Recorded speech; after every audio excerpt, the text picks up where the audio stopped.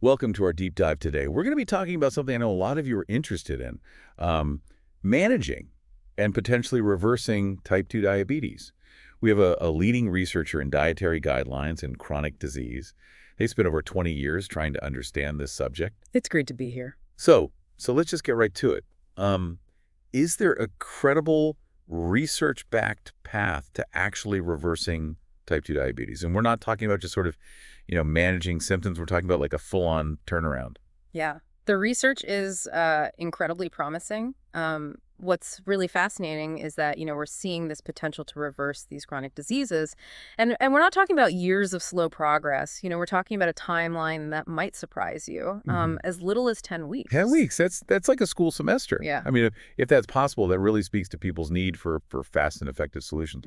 But what makes this claim so remarkable? Well, it's really the amount of evidence that we have. I mean, we're talking over 100 clinical trials that support the effectiveness of ketogenic and low-carb diets. And these trials aren't just looking at diabetes, but a whole bunch of related conditions: hypertension, cardiovascular issues, even non-alcoholic fatty liver disease. I mean, the results are pretty consistent and frankly, really exciting. Well, that's a huge contrast to the standard medical approach. Yeah. I mean, the reversal rate for type 2 diabetes it's something like 0.1%. Exactly. So let's look at one of these trials. There were over 300 patients. Many of them were on insulin. And the average time they've been living with diabetes was 8.4 years. Over 50% of them reversed their diabetes in just 10 weeks. Think about that. Years of living with this condition, and then a huge chunk of them saw a complete reversal in a time frame that most people think about like forming a new habit. That's incredible. It really does make you think about the power of dietary change. And it wasn't just small improvements, right? I mean, we're talking people getting off medication. Absolutely. In that same trial, almost 100% of those participants reduced or eliminated their medications within a year. So that's the kind of like really fast impact that makes researchers so excited. It suggests like a real shift in how we think about managing and even reversing these conditions. Now, I know some people hear keto and they get a little scared. Is going keto without medical supervision safe? Well, it's not really about danger. It's more about the speed of improvement, because a ketogenic diet can lead to like such a fast blood sugar stabilization. You need a healthcare professional to help guide you with the right medication adjustment. So it's really about managing that positive change effectively. That makes sense. So if the evidence for keto is so strong, why isn't it more widely accepted in the medical community? Well, there is some historical skepticism, I guess you could say, towards low-carb diets. And it kind of goes back to Dr. Atkins and, the Ah. huge popularity of his diet back in the 70s. And at that time, the research wasn't as strong as it is now. So the evidence is there, but maybe the awareness isn't as widespread as it could be. Exactly. And it seems like there's this gap between what the research shows and what's being focused on. And it's not just about research, it's also about how that information is shared or not shared with doctors and the public. So let's talk about food itself. If someone were to remove all the processed ingredients and additives from their diet, would that be enough to make a significant impact on reversing chronic disease? While getting rid of things like artificial colors and flavors, yeah, that's a good thing. It's a positive step. But it doesn't get at the core issue, the root cause of metabolic disease, and that's really excess carbohydrates. We're Mm. not just talking about cutting out sugary drinks and candy bars, but really understanding the impact of carbs as a whole. So it's not as easy as just good carbs versus bad carbs. Yeah, that's not really it. The body breaks down all those carbohydrates into sugar. And it's this excess sugar that's really contributing to the metabolic problems. That's why, you see this marketing with zero sugar or no sugar added can be really misleading, especially if that product is still really high in starch. That's a great point. So many people are trying to make healthier choices, but they might get thrown off by those kinds of labels. Exactly. And it's important to understand that starch molecules are basically just chains of sugar molecules. They break down really fast during digestion, leading to the same spikes in blood sugar as if you're just eating sugar directly. Okay, let's go back to that 10-week time frame. If someone wanted to see the biggest impact, in reversing their type 2 diabetes, what would you say is the single most important thing they can do? I mean, without a doubt, it's adopting a very clear, science-backed dietary approach. It's about having a plan, a roadmap that's been proven to work, and sticking to it. And, that's where a ketogenic diet really stands out. So the ability to heal is literally in our hands, and it can happen a lot faster than we've been led to believe. Exactly. And the research is already out there. We don't have to wait for more studies, We have enough evidence now to take action. And it's about giving people this knowledge and helping them understand that change is possible and that it can happen really quickly. Now, you mentioned how important it is to have medical supervision, especially when you're making dietary changes that can affect your medication. Is there a specific medical test, besides just the normal blood glucose and A1C, that you think doctors should be using more? Yeah, fasting insulin testing is really key. It gives you a window into someone's metabolic health.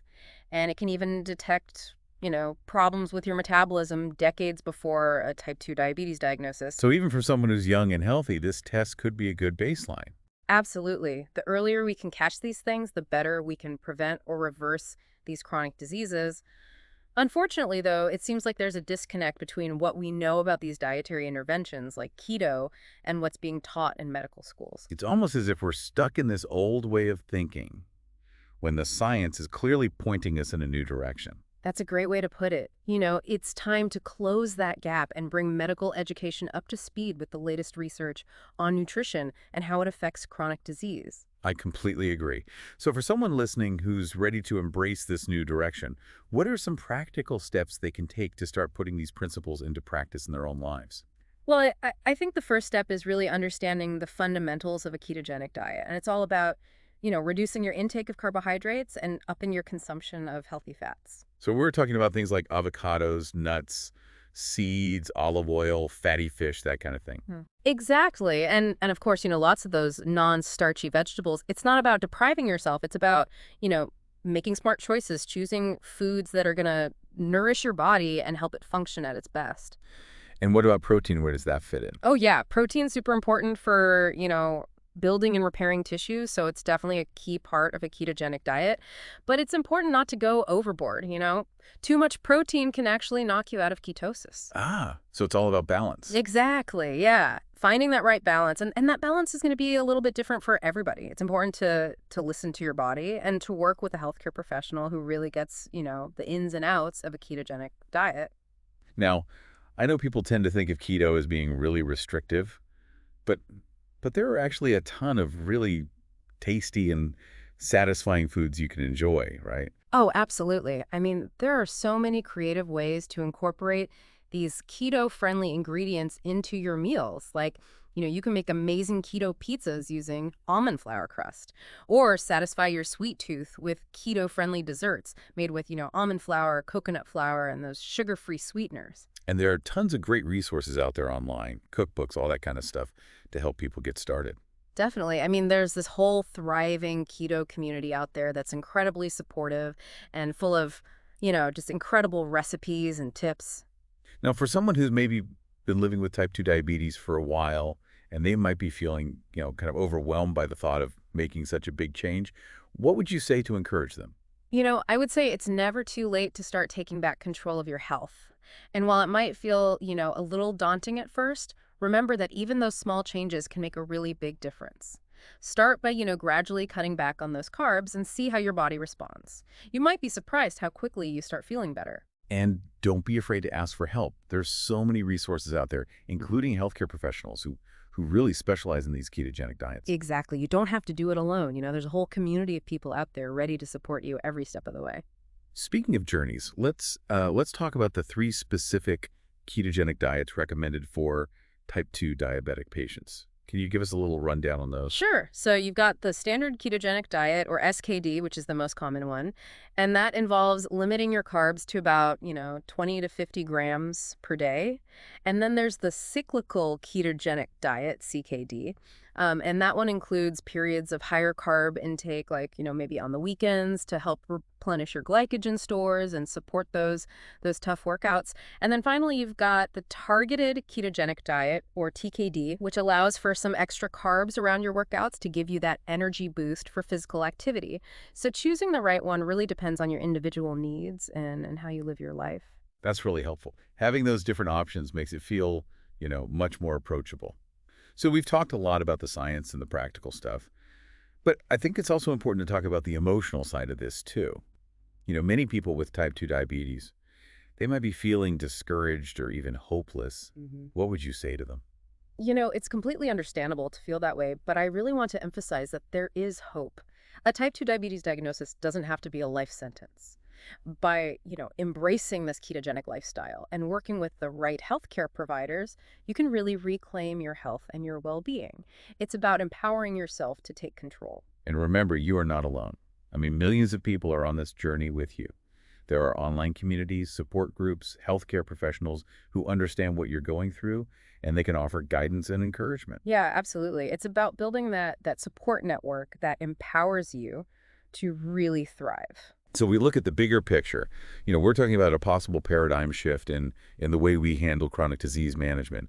It's about moving away from this reactive approach of just dealing with symptoms and and towards a more proactive model where we're actually addressing those root causes of disease. That's a great point. And the ketogenic diet, with all the scientific support behind it, it's really leading the charge in this shift. It's about reclaiming our health and giving ourselves the power to live our best lives. And it starts with making informed choices, right? Yeah. Embracing, what nutrition can do for us. I love that. And I know our listeners are excited to learn more and start taking action. I'm excited to see, all the positive changes that come from this conversation. Me too. This has been such an enlightening conversation. But before we wrap up, I want to leave our listeners with a final thought to think about. Oh, please do. If just changing what you eat can potentially reverse type 2 diabetes in 10 weeks, what other chronic diseases could be affected in the same way? What does this mean for the future of healthcare? Those are some really big questions, and I think they're questions we all need to be asking. The potential for these dietary interventions to revolutionize healthcare it's huge. And it's really up to all of us to keep pushing for change and demanding better for ourselves and the people we care about. I couldn't agree more. So to our listeners out there, I encourage you to really dig into this topic and think about what it means for your own health and well-being. Stay tuned for more of our deep dives into these fascinating topics. We're on a mission to give you the knowledge and inspire you to live your healthiest, most fulfilling life. It's been a pleasure joining you on this journey. Let's keep this conversation going. Absolutely. And thank you so much for sharing your expertise with us. We really appreciate your time and your insights. My pleasure. And don't forget to subscribe to The Deep Dive for more conversations like this, groundbreaking discoveries, and practical tips that can really change your life. We've got some amazing episodes coming up, and we can't wait to share them with you. Until next time, keep questioning, keep learning, and keep striving to unlock your full potential. Stay curious, friends. And remember, your health is your wealth. Invest wisely. And remember to subscribe for more healthy inspirations. This has been a really eye-opening conversation, and it's clear that, the potential for dietary interventions like keto is huge. But before we wrap up, I just want to say that this is really just the beginning of the exploration. We've just scratched the surface here. There's so much more to learn. That's right. The research on keto is always evolving, and there are new discoveries being made all the time. Exactly. And it's so important for everyone listening to approach this information with a critical mind. Do your own research. Talk to qualified healthcare professionals and make the choices that are right for you, for your individual needs. That's the key. It's about, becoming an active participant in your own health journey. Don't be afraid to ask questions, challenge assumptions, and really advocate for your own well-being. That's so important. And it's something that we're really passionate about here at the Deep Dive. Yeah. Our mission is to equip you, our listeners, with the knowledge and the tools you need to make informed choices about your health. We want to inspire you to take control and live your healthiest, most fulfilling life. And I commend you for that. Knowledge is power. And, the more we know about how our bodies work and the effects of the choices we make, the better prepared we are to really handle all the ups and downs of health and well-being. Well said. And on that note, I want to thank all of you, our amazing listeners, for joining us on this deep dive. Your curiosity and your willingness to learn are what fuel our passion to keep exploring these new frontiers in the world of health and wellness. It's been an honor to share this space with you and to be a part of this journey of discovery together. And before we go, don't forget to subscribe to The Deep Dive for more conversations like this. Groundbreaking discoveries and practical tips that can really change your life. We've got some incredible episodes lined up, and we can't wait to share them with you. Until next time, stay curious, keep learning, and keep striving to unlock your full health potential. Stay curious, friends. And remember, your health is your greatest asset. Invest wisely. And remember to subscribe for more healthy inspirations.